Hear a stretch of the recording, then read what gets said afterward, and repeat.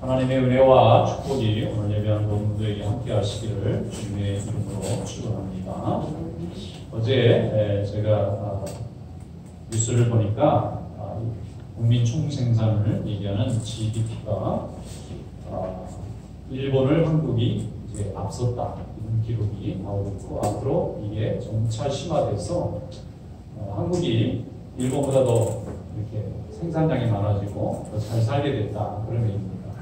불과 10년 전인 2012년도에는 일본의 GDP와 한국의 GDP가 거의 2배 차이가 났습니다. 일본이 2배가 더 잘 살았는데 10년 사이에 모든 게 바뀌어서 지금은 일본이 가난해지게 되었고 한국은 더 부유하게 되었습니다. 참 놀라운 일인데, 과거에 우리가 일본을 생각하면 너무 기술이나 기초과학이 발달해서 저런 나라는 우리하고는 비교할 수 없을 만큼 우리가 참 부족하다 이렇게 생각했는데, 이게 어떻게 이렇게 갑자기 바뀌었는지 모르지만 그 사이에 우리 고국인 대한민국이 굉장히 경제적으로 부강해서 지금 군사적으로나 경제적으로나 문화적으로나 일본을 완전히 압도해 나가고 있는 거예요. 실제 임금을 비교해보면 금방 안다고 그래요. 일본에서 월급이 너무 작아요. 지금 과거에는 굉장히 좋았는데, 이렇게 우리 고국이 여러 면에서 이제 앞서가고 있는데, 역사적으로 보면 식민지 지배를 했던 나라와 식민지 지배를 받던 나라가 있죠. 그런데 식민지를 지배했던 나라보다 지배받았던 나라가 추월하는 경우가 별로 없어요. 역사 속에 늘 지배자는 지배자가 되고 피지배자는 늘 피지배자가 되는 경우가 많은데, 역사 속에서 지배를 받았던 나라가 지배했던 나라를 추월해서 강대국이 되는 경우가 미국입니다. 미국은 과거에 영국의 식민지였어요. 그런데 지금은 뭐 영국하고 비교할 수 없는 강대국이 됐죠. 그런데 또 하나 나라가 있는데 그게 한국입니다. 한국은 일본의 식민지배를 받았던 나라인데 지금은 일본보다 앞서는, 그리고 이게 점차 심화되도록 돼 있어요. 점점 한국은 더 부유해지도록 돼 있고 일본은 자꾸 가난해져 가고 있는 거예요. 기술도 다 내려가고 산업도 자꾸 내려가는 거예요. 그럼 이게 어디서 이렇게 됐느냐? 우리가 생각해도 정말 이상할 정도인데, 일본의 기독교 인구는 0.3%라고 말하는 분도 있고 0.1%라고 말하는 분도 있어요. 이 인구 중에 1000명에 하나 정도 있을까 말까. 이렇게 굉장히 적습니다. 실제로 일본에 복음이 전해진 것은 한국보다 500년이 앞섰어요. 임진왜란 시절에 이미 기독교가 굉장히 일본에 융성했었어요. 이걸 다 탄압을 해서 핍박을 해서 지금은 이제 거의 자취를 찾아볼 수 없을 정도로 아주 작은 기독교인들만 남아있죠. 그런데 한국은 거의 20%, 5명 중에 1명은 교회 다니는 사람일 정도로 하나님이 복음을 많이 부어주셔서 굉장히 많은 사람들이 교회에 다닙니다. 믿음이 좋아요. 그리고 한국 교회는 세계 모든 교회에서 칭찬받는 게 2가지가 있어요. 하나는 선교를 굉장히 열심히 해요. 얼마나 선교를 많이 하는지 교회가 모이면 선교하는 줄 알아요. 한국 교회에서 선교하는 그 양으로 따지면 미국 다음으로 많은데 인구수로 보면 1등이라고 할 수 있어요. 미국 원래 인구가 많은데 잘하지만 한국은 미국에 비해서 인구도 적은데 선교를 굉장히 열심히 합니다. 어느 곳에 있든지 한국 선교사들이 있고 어느 곳이든지 한국 교회가 있어요. 어디든 아프리카도 있고 남미에도 있고 뭐 인도네시아도 있고 섬에도 있고 없는 곳이 없어요. 이렇게 복음을 전하러 가는 거예요. 돈 벌러 가는 게 아니고 복음을 전하러 가는데 이렇게 열심을 내요. 그래서 한국교회는 이 교회 역사에서 정말 히스토리컬이 굉장히 선교를 잘하는 민족이에요. 그 다음에 두 번째는 기도를 굉장히 뜨겁게 하는 거예요. 기도를 굉장히 열심히 해요. 우리는 기도를 해도 조용히 기도하는 거예요. 이 서양 사람들은 기도를 굉장히 조용히 해요. 내면으로 합니다. 눈물을 흘리면서 조용히 묵상하는 기도를, 감상 기도를 잘하는데, 우리 한국 사람들은 무슨 기도를 좋아하죠? 통성 기도를 잘합니다. 시끄럽게 기도하는 우리 한국 사람의 이게 트레이드마크, 브랜드. 그런데 우리 뜨겁게 기도하니까 단점도 있지만 장점이 굉장히 많아요. 뜨겁게 만들고 우리 심령을 뜨겁게 만들어주는 거예요. 제가 미국에 이제 유니언 세미나리라고 제가 공부하러 간 적이 있어요. 젊은 시절에. 거기에 공부하러 갈 때 그 학교가 좀 전통 있는 학교, 한 200년 넘은 장로교 세미나인데 거기서 공부를 할 때 거기 총장님이 닥터 루이스 위스라고 성경을 전공하는 분이 총장이 나오고 있어요. 근데 한국 학생들을 굉장히 좋아합니다. 한국 학생 적은데 미국 학생이지만, 근데 이분이 휴가만 맡으면 해마다 한국을 갔습니다. 왜 가시냐 그랬더니 한국 교회가 너무 좋다. 살아있는 성령의 역사가 느껴진대요. 특별히 막 통성기도하는 철야기도 이런데 특별 새벽 기도회 밤에 주로 한국 분들이 막 뜨겁게 기도하잖아요. 근데 거기 있으면 막 성령이 역사하는 것 같아서 미국의 신학교의 총장님이, 그분도 목사님이시죠, 학자시죠, 채우려고 한국에 가서 채워야 돼요. 우리는 뜻밖이잖아요. 미국이 더 발전하고 더 앞선 것 같은데 성령의 역사는 항상 앞서 있는 게 아니라 때로는 순서가 바뀐다고 생각하시고 한국에 자주 가시는 거예요. 그래서 그 집회에 참석하고 와서 학생들한테 가르치시는데, 역시 성경을 가르치는 교수님답게 성령의 역사가 어떻게 그 시대의 교회를 이끌어가는가 하는 것에 대한 얘기를 많이 하실 때 특별히 한국교회 교인들을 참 칭찬하고 많이 이렇게 사례로 들으시더라고요. 그리고 직접 그 신학교에서 가끔 이제 예배를 드릴 때가 있어요. 사순절이라든가 아니면 추수감사절이라든가 성탄절이라든지, 그러면 특별 예배를 만들어가서 한국 학생들 보고 좀 인도하라고 그러고 꼭 통성기도하는 시간을 넣어달라는 거예요. 미국 목사님이실 때. 그럼 우리 한국 학생들이 통성기도하면 미국 학생 뭐 알아들을 수가 없잖아요. 그런데 어떻게 저렇게 모두 시끄럽게 기도하다가 한순간에 딱 끝날 수가 있네요. 컨트롤이 어떻게 되느냐, 그게. 신기한가 봐요.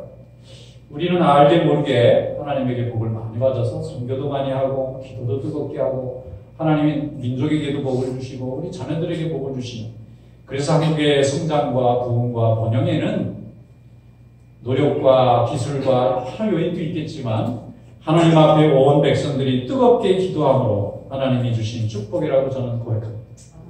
그래서 우리가 이 믿음을 가지고 세계를 향해서 복음을 전할 때 우리 민족이 경험해보고 우리가 받은 복을 우리가 실증하고 있기 때문에 여러분도 믿으세요 할 수가 있는 거예요. 우리가 경험해보니까 이렇게 좋은 하나님의 말씀입니다. 그래서 진정 복음을 붙잡는 민족은 하나님이 이 땅에서 머리가 되게 해주시고 꼬리가 되지 않도록 해주시겠다고 하는 약속이 반드시 이루어지리라고 믿습니다. 이것을 자녀들에게 잘 가르치면 자녀들 역시 복을 받고 이것을 소홀히 하면 우리 하나님이 주시는 복이 소홀해질 수밖에 없는 거예요. 하나님의 말씀은 세대를 이어가는 축복의 말씀입니다. 그 중심에는 하나님에 대한 순종과 하나님에 대한 절대 신뢰가 담겨져 있는 거예요. 오늘 이러한 믿음의 축복이 우리 성도들에게 함께 하시기를 주님의 이름으로 축원합니다. 오늘 주시는 하나님의 말씀 우리가 함께 읽어보겠습니다. 신명기 6장 1절부터 3절 말씀 다 같이 읽어보겠습니다. 이는 곧 너희 하나님 여호와께서 너희에게 가르치라고 하신 명령과 규례와 법도라. 너희가 건너가서 차지할 땅에서 행할 것이니 너와 내 아들과 내 손자들이 평생에 내 하나님 여호와를 경외하며 내가 너희에게 명한 그 모든 규례와 명령을 지키게 하기 위한 것이며 또 내 나라를 장구하게 하기 위한 것이라. 이스라엘아 듣고 삼가 그것을 행하라. 그리하면 내가 복을 받고 내 조상들의 하나님 여호와께서 내게 허락하신 같이 적과 꿀이 흐르는 땅에서 내가 크게 번성하리라. 아멘. 3절까지. 자, 이 말씀은 신명기에 나옵니다. 신명기는 모세가 이스라엘 백성들이 가나안 입성을 앞두고 마지막에 그 평야와 모압 평지에서 그 백성들에게 40년간의 광야 생활을 모두 총정리하면서 어떻게 새로운 세대가 새로운 땅에서 하나님과 동행할 것인가를 가르치는 설교의 말씀입니다. 거기에 보면은 무슨 말씀이냐면 가르치라는 말씀. 가르치라는 거예요. 우리 하나님의 백성들은 날마다 배우고 가르치고 평생 배워야 됩니다. 누군가는 가르치고 누군가는 배워야 되는데 하나님의 말씀을 사랑하고 순종하는 법을 가르치라는 거예요. 누가 가르치느냐면 부모가 가르쳐야 된다는 거예요. 누가 배우는 거예요? 자녀가 배워야 돼요. 무엇을 가르치느냐? 하나님이 살아계시다는 걸 가르치라는 거예요. 부모의 사명입니다. 부모가 아이들에게 먹을 것과 입을 것을 주고 공부시켜주고 뭐 시집 장가 보내는 게 부모의 사명이 아니고 그 사명 플러스 하나님의 말씀을 가르쳐서 자녀의 인생 가운데 하나님을 날마다 경외하고 동행할 수 있도록 믿음을 심어주는 이것을 반드시 가르쳐줘야 된다. 이것을 가르쳐주면 오고 오는 세대가 우리 자녀에게 우리 손자들에게 그 후에 손자 모든 자손들에게 계속해서 축복받고 번성하고 장수하고 강한 민족으로, 강한 가정으로, 강한 인생으로 살아갈 수 있도록 하나님이 지켜주실 줄로 믿습니다. 나라에 강해지는 비결이 사람들이 스스로 만들어내는 데서 오는 것이 아니라 모두 다 한 마음으로 하나님을 경외하고 그 말씀을 온전히 가르치고 배우고 쫓아갈 때에 하나님이 우리를 강한 인생으로 세워주실 줄로 믿습니다. 하나님은 이 세상을 다 만드셨어요. 그리고 지금도 모든 생명의 주인이 되십니다.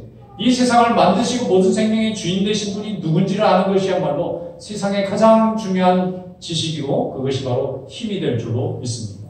오늘 7절 말씀에 보면 내 자녀에게 부지런히 가르치며 게을리 가르치면 안 돼. 부지런히 가르치며 집에 앉았을 때든지 길을 갈 때든지 누웠을 때든지 일어날 때든지 이 말씀을 강론할 것이며 강론이 뭡니까? 티칭하는 거예요. 알려주는 거예요. 공부시켜주는 겁니다. 그런데 집에 있을 때나 가정에 있을 때나 일어섰을 때나 앉았을 때나 이건 뭐죠? 항상 하라는 거예요. 잠깐 쉬어도 안 되는 겁니다. 날마다 하나님의 말씀이 우리 자녀들의 귀 속에 계속 울리도록 우리가 집 안에서 밖에서 가르쳐야 되는 거예요. 이 구체적인 방법에 대해서 성도들에게 사명을 주신 겁니다. 우리 하나님의 백성으로 또 자녀를 둔 부모로 오늘도 여러분의 자녀들에게 하나님의 말씀을 힘있게 증거하는 날마다 쉬지 않고 증거하는 귀한 부모님들이 다 될 수 있기를 주님의 이름으로 축원합니다.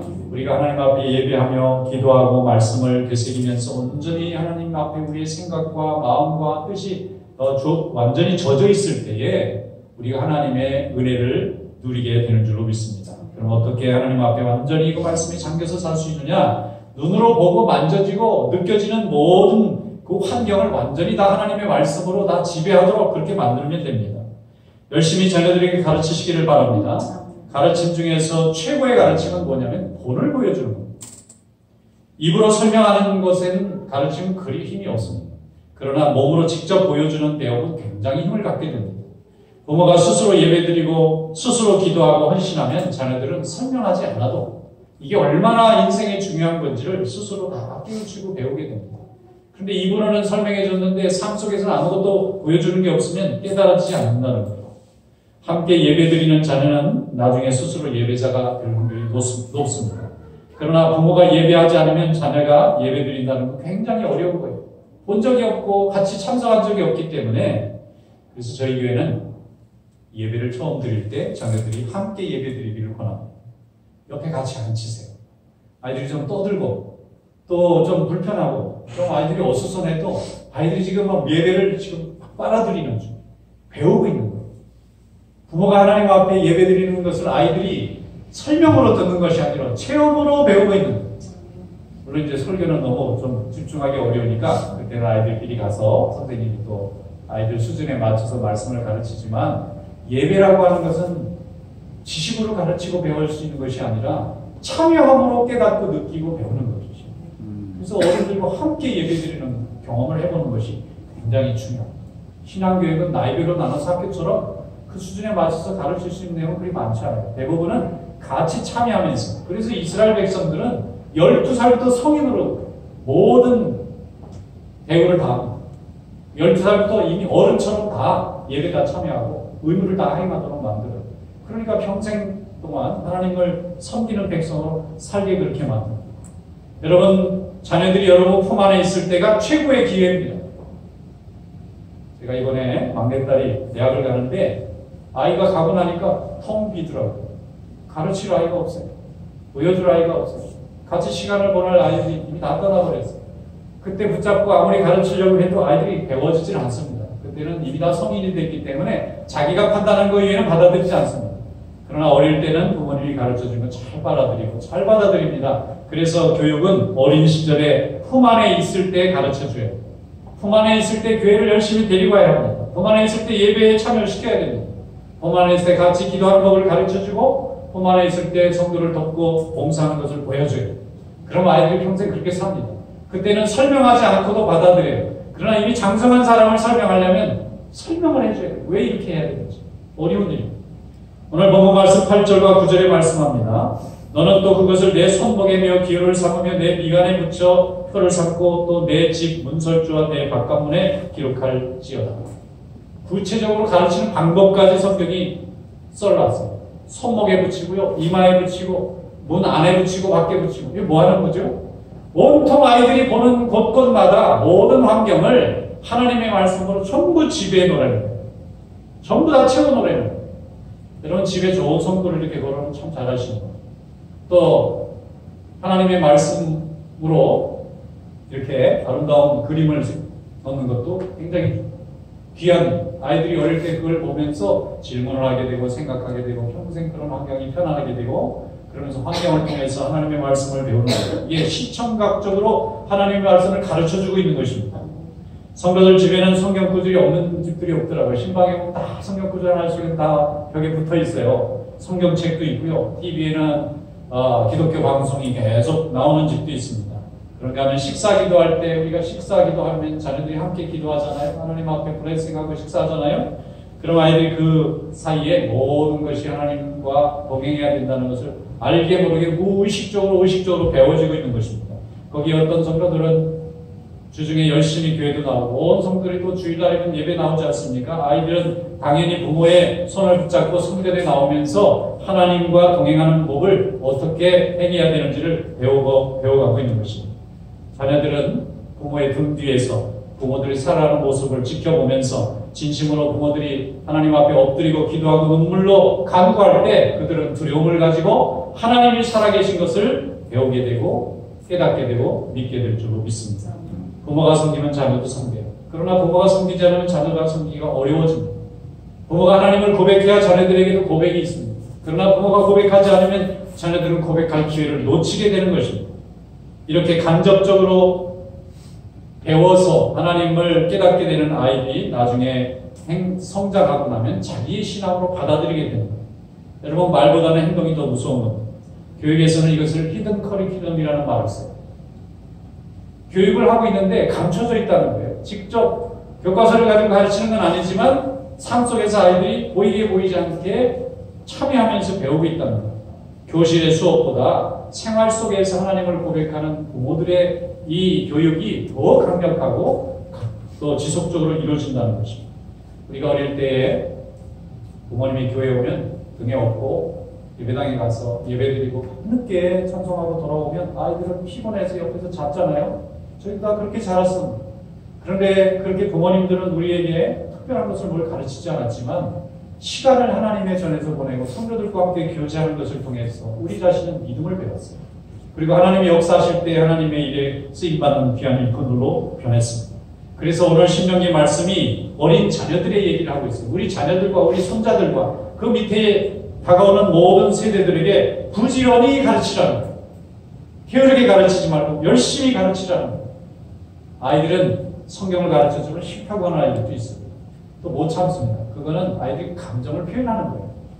거부하는 게 아니라 자기가 지금 집중력이 부족하고 관심이 다른 데 있다고 자기가 어렵다는 걸 표현하는데 그걸 가지고 아이들이 성경을 싫어하는구나 그러고 가르침을 멈추게 되면 부모가 해야 할 의무를 안 하는 것입니다. 가르쳐야 돼요. 강요하고 뭐 이렇게 위협하는 건 안 되겠지만 아이들이 아직 깨닫지 못할 때 말씀을 많이 집어넣어주면 아이들이 성장했을 때 그것을 꺼내서 평생 자기 영적 재산으로 사용하게 될 줄로 믿습니다.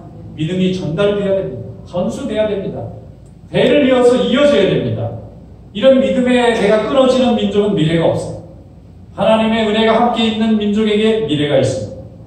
구약 성경을 열어보면 많은 사람들의 이야기가 나오는데 이스라엘 백성들이 가장 믿음이 좋았던 때가 두 번 있어요. 한 번은 여호수아 때고요. 한 번은 솔로몬 때입니다. 여호수아 때는 백성들이 하나님 말씀 하나에 온전히 나무친했습니다. 그래서 약속의 땅 가나안을 차지하는 축복을 받았어요. 솔로몬 때는 다윗과 솔로몬에 의해서 온 백성들이 하나님을 찬양했습니다. 하나님이 세상에서 가장 강력한 나라로 세워주셨습니다. 그런데 그 후의 왕들은 게을렀어요. 우상 숭배하는 걸 방치했습니다. 죄를 짓는 것을 책망하지 않았습니다. 그들은 편하게 사는 줄로 생각했어요. 그러나 그 후에 백성들의 마음은 해이해지고 도덕적으로 해이해졌고 나라는 점점 약해지고 결국에는 멸망당하고 말았습니다. 그들의 우상 숭배와 세상을 향한 사랑에서 벗어나지 못했어요. 그것이 잘한 것처럼 느껴졌지만 하나님의 말씀과 은혜가 없는 나라에는 소망이 없이 결국은 아무것도 남는 게 없었던 것이죠. 하나님의 말씀이 오늘도 우리에게 축복을 열어주는 중심이 되는 줄로 믿습니다. 그래서 자녀들에게 열심히 가르칠 수 있기를 축원합니다. 이스라엘 백성들은 쉐마라는 말을 많이 했어요. 그것이 히브리 말로는 들으라, 이스라엘아 이런 뜻입니다. 뭘 들어야 되느냐? 하나님의 말씀을 들으라는 거예요. 이스라엘은 뭐냐? 하나님과 겨루어 이긴 자입니다. 원래 야곱의 이름이 이스라엘이잖아요. 이스라엘이 야곱이에요. 그런데 야곱강에서 하나님하고 밤새도록 나에게 축복을 주지 않으면 내가 당신을 보내드릴 수 없습니다. 밤새도록 천사와 더불어 씨름을 했더니 천사가 새벽에 떠날 때 너무 끈질기게 기도로 늘어붙으니까 한독뼈를 쳤어요. 다리를 절어서 평생 절는 다리를 살았습니다. 야곱은 한 다리를 접었어요. 기도하다가 다리가 부러진 거예요. 얼마나 하나님 앞에 매달렸으면. 그리고 나서 하나님이 주신 이름이 너는 이제 야곱 발 뒤꿈치를 잡는 사람이라는 이름을 쓰지 말고 하나님과 겨뤄서 이긴 사람이라는 이름을 써라. 그게 이스라엘입니다. 지금은 우리가 영적인 이스라엘. 왜냐하면 우리는 하나님과 겨루어 질 마음이 없어요. 하나님을 붙잡고 매달려서 기도 응답을 받기를 간절히 사모하는 사람들입니다. 그래서 우리가 지금은 이스라엘이라는 이름을 써도 됩니다. 이스라엘을 유대인들이 나라 이름으로 썼는데 한때는 이스라엘을 안 썼어요. 유대인이라고 썼는데 이스라엘이 굉장히 성경적이고 좋은 이름이에요. 하나님과 겨루어서 기도해서 하나님께 응답을 받아간 사람이 이스라엘이라면 그건 우리입니다. 그래서 우리가 하나님 앞에 기도하고 하나님 앞에 매달리면 하나님이 우리의 원수들의 생각을 물리쳐 주시고 우리 인생에 막혀있는 담을 다 허물어 주시고 막힌 담을 여시고 시온의 대로를 열어주실 줄로 믿습니다. 오늘 5절 말씀에 보면 이렇게 말씀하고 있어요. 너는 마음을 다하고 뜻을 다하고 힘을 다하여 내 하나님 여호와를 사랑하라. 그냥 사랑하라는 말 갖고 부족하시나 내 마음을 다하고 뜻을 다하고 힘을 다하고 뭐죠? 전심전력하라는 거예요. 그래서 내 믿음의 진보를 보여주라는 거예요. 믿음이 발전해 나가는 걸 보라는 거예요. 믿음은 능력 없는 믿음이 되지 말고 하나님 앞에 간절히 기도하면 역사하는 믿음을 가져보려는 거예요. 악한 마귀가 우리를 막 물지라도 우리의 기도는 우리의 자녀를 보호하고 세상을 이기고 우리의 가정을 세우고 하나님의 나라를 세워나가는 믿음의 승리가 있기를 축원합니다. 사도 바울이 복음을 전하다가 디모데라는 젊은 청년을 만났는데 너무 믿음이 좋은 거예요. 그래서 이 사람을 제자 삼아서 훈련을 시켰더니 초대 교회의 훌륭한 사도가 됐습니다. 에베소 교회의 담임 목사로서 아시아 지역의 수많은 교회 복음을 전하는 일에 사도 바울을 도와서 후계자 복음 전하는 훌륭한 일꾼이 됐어요. 그런데 이 디모데가 하루아침에 믿음이 좋아진 게 아니에요. 사도 바울의 고백에는 그 할머니의 믿음이 있었어요. 로이스 할머니, 로이스라는 이름을 가진 할머니가 날마다 기도하는 걸 가르쳤어요. 어머니 유니게 날마다 말씀을 가르쳤어요. 그러니까 그런 3대에 걸친 좋은 믿음을 가진 사람이니까 하나님의 일에 쓰기 너무 잘 준비가 되어 있는 겁니다. 디모데후서 1장 5절로 말씀합니다. 이는 내 속에 거짓이 없는 믿음이 있음을 내가 생각합니다. 이 믿음은 먼저 내 외조모 로이스와 내 어머니 유니게 속에 있더니 내 속에도 있는 줄을 확신하노라. 사도 바울은 디모데의 믿음이 하루아침에 이루어진 것이 아니라 할머니와 어머니가 키워서 기도로 말씀으로 먹여서 세워놨더니 하나님이 그 시대에 수많은 영혼을 주님께 돌아오는 일에 사용했다고 알려주고 있는 것입니다. 제가 전도사 시절에 한국에 있을 때 30살 정도 됐을 때인데 주일학교 학생들을 가르치는 교육전사를 했어요. 그때 신학교를 다닐 때니까. 근데 그때 아주 어린아이가 어머니가 아주 믿음이 좋으신 분이었는데 교회를 다녀서 아이를 잘 가르쳤어요. 그런데 30년이 지나서 제가 여기서 이제 교회를 세우고 목회를 하는데 어느 날 이렇게 40이 된 교인이 오셔서 목사님 혹시 저가 기억이 나시느냐고 묻는데 난 기억이 안 나죠. 근데 그 아이가 벌써 30년 마흔이 돼가지고 여기 주재원으로 오셨더라고요. 그래서 1년에 신앙생활 잘하고 돌아가셔서 지금 고국교회로 잘 섬기고 계십니다. 여러분 하나님을 향한 우리의 믿음은 어제 오늘 올해 내년에 하고 마칠 일이 아니라 주님 만나는 그날까지 계속 이어져야 됩니다. 그리고 우리 자녀들도 그렇게 할 겁니다. 그런데 우리가 하나님 앞에 진심으로 최선을 다해서 간절하게 하나님 앞에 기도하면 그것 자체가 교육입니다. 그것 자체가 아이들의 마음을 바꿀 겁니다. 저들의 심령을 오토로 변화시킬 거예요. 그래서 하나님 나라의 일꾼으로 사용할 겁니다. 우리는 그런 확신 속에서 오늘도 예배하고 우리 자녀들을 사랑하고 축복하는 것입니다. 잠언 3장 3절로 4절에 말씀합니다. 인자와 진리가 너에게서 떠나지 않게 하고 그것을 내 목에 메고 내 마음에 새기라. 그리하면 내가 하나님과 사람 앞에서 은총과 귀중히 여김을 받으리라. 하나님 앞에 은총과 귀중히 여김을 받는 살아 역사하는 능력의 믿음이 될 수 있기를 주님의 이름으로 축원합니다. 기도하겠습니다. 살아계신 하나님 감사합니다. 오늘도 저희들 특별히 불러 하나님 자녀 삼아주시고 예배하게 하시고 말씀을 자녀들에게 가르침으로 이 땅에 하나님 나라를 세워갈 수 있도록 인도해 주신 하나님 감사합니다. 우리에게 동행하여 주시고 아름다운 믿음의 역사가 날마다 열매 맺게 하여 주시옵소서. 예수님의 이름으로 감사하며 기도드리옵나이다. 아멘.